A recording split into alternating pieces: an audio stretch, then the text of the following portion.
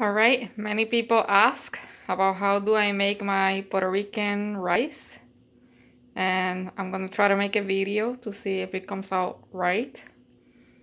The rice I know is gonna come out right. Anyways, excuse my accent. I'm 100% Puerto Rican, and here we go. Here are the ingredients you're gonna need. Of course, you need your adobo Goya. You need oregano. This could be any brand. The adobo, you usually get the one that says with pepper. Then you need your onion powder. It could be any brand. Also, make sure it's powder and it's not minced. You need your garlic powder. Make sure it's powder and not salt. You need pepper, black pepper. This right here is called cilantro or cilantrillo. You could buy it in any supermarket, Stop and Shop, Price Right, any place. This right here is called culantro. The leaf is a little bit different. So that's another spice that we use. These things are in here already, but we usually like to add a little bit more just so it could taste better. This is what we call sofrito. This is homemade. They make it with red peppers, garlic, cilantro, culantro, all those things. But if you don't know how to make it, you could buy it. And the best brand to buy is not actually Goya. It's this one right here. This is full of rice, but the brand is called La Reina, and it says Puerto Rican sofrito, and it tastes like homemade sofrito. I have these. These are Goya. It says ham flavor. And my color, I use this brand. I don't like the Goya brand. It doesn't make it as red as I like it. So this is critical for me. I use that brand, Knorr. And the oil is corn oil. That's what I like to use. And some people like vegetable oils. I think it tastes better with that one. These are sliced pimientos, which is like peppers. And these are pigeon peas. These are the dry kind. You could get the green peas. They're the ones that we usually use, the green pigeon peas. But this time I want to do it with the dry ones. I kind of like it better with that sometimes. This is already pre-cut. And the brand of the rice, I usually use that one. Make sure that it's medium grain and not the long one. The long one is harder to cook. So those are the ingredients, and here's the process. This pot, to me, is also critical. Cast iron pot, I would never make it in any other pot. So this is what I use. I have my measuring cup, which I never use, but I'm gonna use it just for the purpose of the video. This is 1 cup. And then this is 1 tablespoon, not a teaspoon, a tablespoon. All right, so what I usually do, I put the pot on the stove and I turn the stove. This is an electric stove. I like to put it low while I'm putting the ingredients. So that's like 6 around there. Then I'm holding the phone and doing the video at the same time. The first thing that I put is the oil. So, just about covering the bottom of the pot. Then the next thing that I put is this sazon. All right, let me stop it so I could open it and then I come back. All right, so here is the sazon. I usually put 2 of them. So I like it red. Sometimes I even put 3, depending on the amount that I'm gonna make. You mix it with the oil.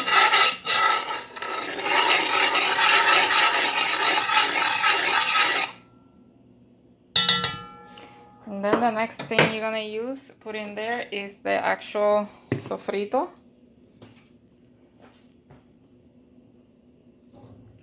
Those are big spoonfuls, so 1, 2, and 3. Make sure that it tastes flavorful the way it should be. I mix it also. Then I put the ham flavor. I also put 2 of them.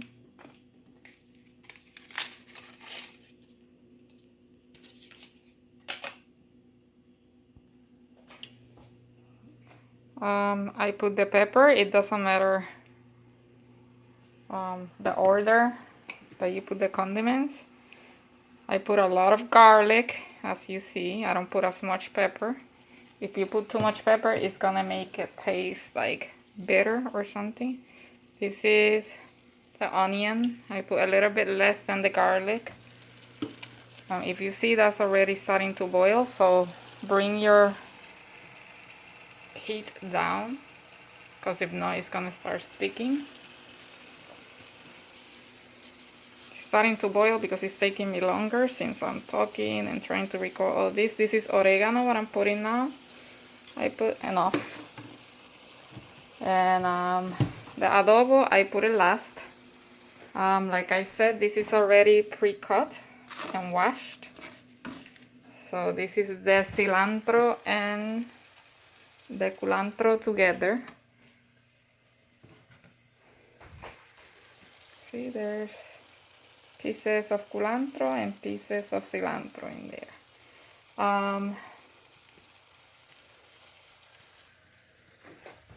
The peppers, I put them with water and everything in there. Some people like to throw the water away, I don't. Same thing with the pigeon peas. I put the water and everything in there.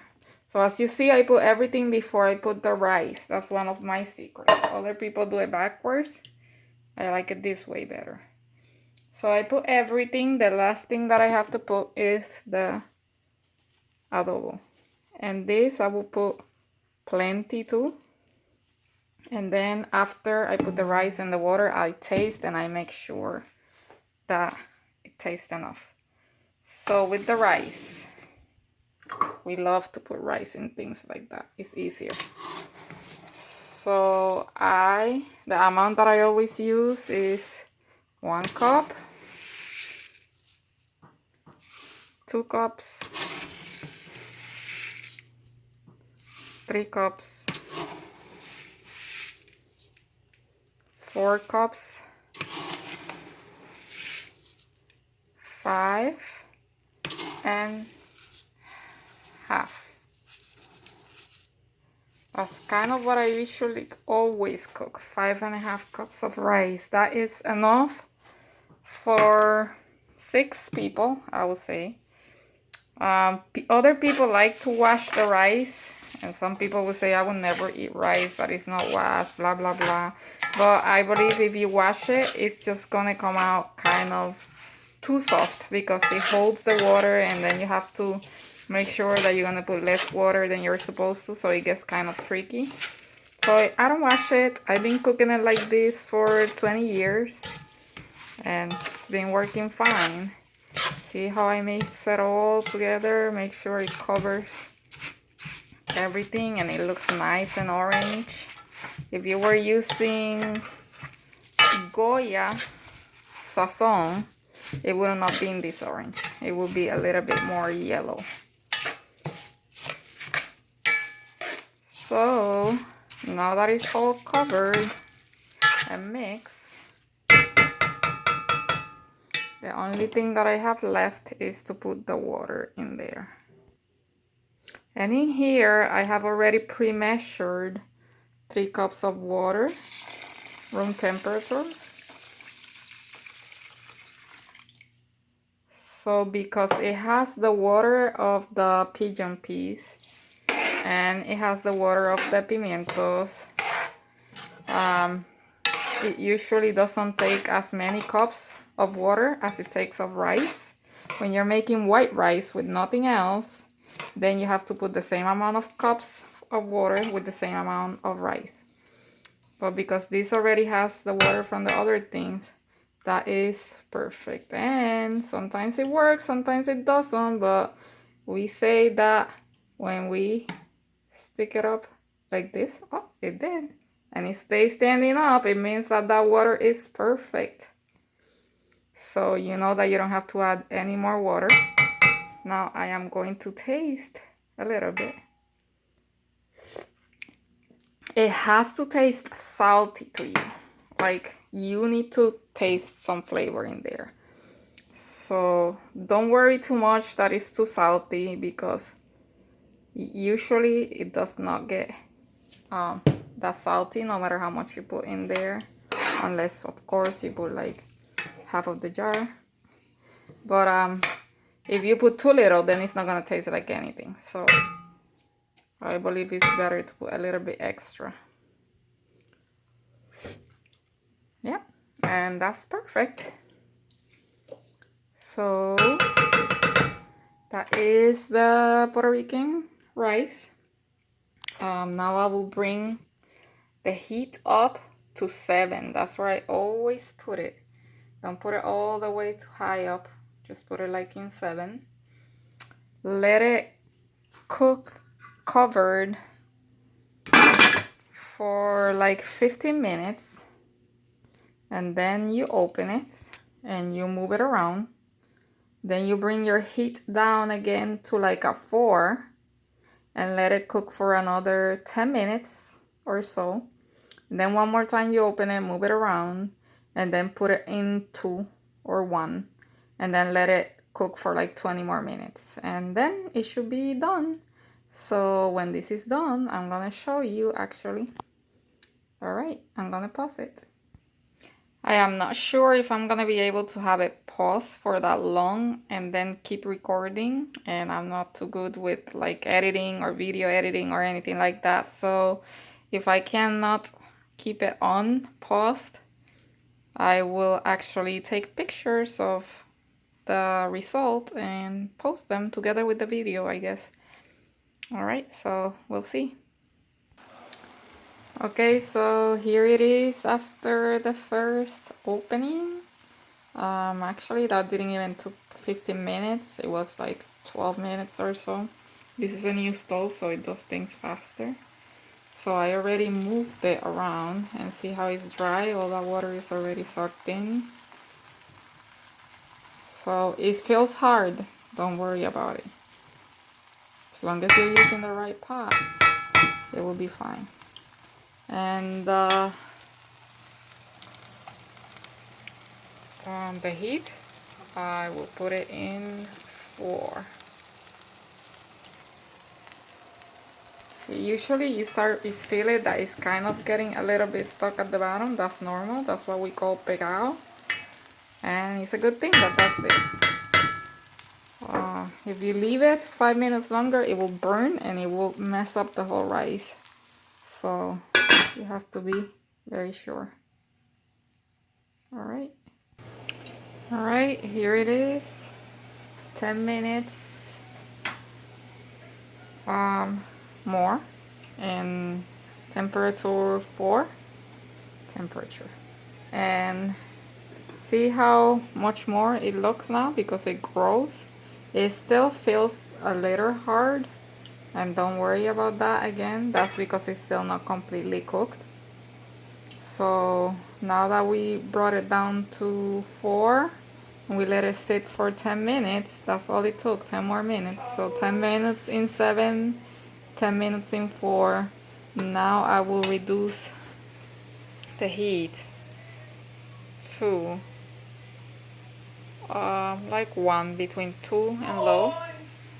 And then it's 5:11. I will probably leave it there until like 5:30. And it should be done then. So hopefully my pause button keeps working and I could show you the final product. Okay, I actually left it a little longer than what I said because I was doing something else, but there's no problem. That's actually good sometimes. It won't burn because it's so low. So it should be done. And there it is. Nice and orange, yellow. Orangey yellow. And it's not hard. It's perfect. If you are a warrior or you like it to be a little bit softer, instead of 3 cups, you could have put 3.5 and it would be softer. Not me, I like it nice and loose like that. And that's done. And you could do that with beans, with green beans, pigeon peas. You could put pieces of ham in there, any piece of meat that you like. It'll be kind of the same thing, like pepperoni, chorizo, or something like that. Some people put bacon. You could put anything you want, and that right there is some deep fried chicken wings.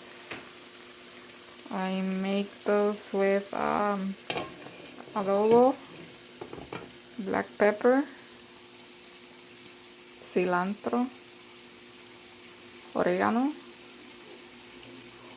and sazon, but that will be a different video. Alright, so there you have it. That's how we make our Puerto Rican rice. Don't forget the pot, very important.